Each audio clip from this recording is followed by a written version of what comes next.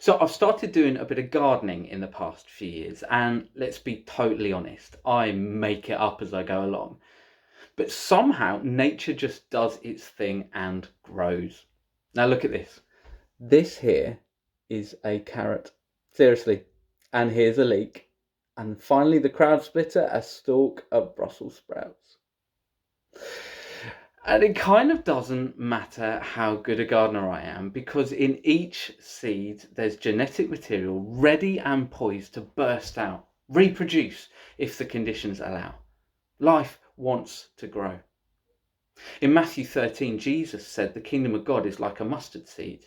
It looks so tiny, so ridiculously small that it couldn't do a single thing of use or importance, could it? And yet, when it's planted, there's an explosion of life. But what I love the most about this picture is that it doesn't just affect the person who plants the seed. The tree offers shade in the hot sun. It gives birds a place to build nests for their young. Insects get to call it home. And the produce of the tree provides food for all. Now, I've been asked a lot recently how I'm doing, and the answer I keep coming back to is frustrated. Frustrated that in lockdown I can't do more to help, more to support the church and the community I live in but can't hang out with in real life. Anyone else feeling a bit impotent in all of this? Yeah, my measly offering can feel, I don't know, like the size of one of these seeds here.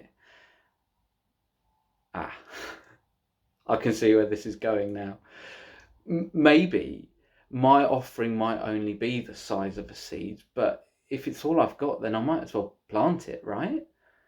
And then we'll see what God can do with it. But just one more question I'd want to ask of us.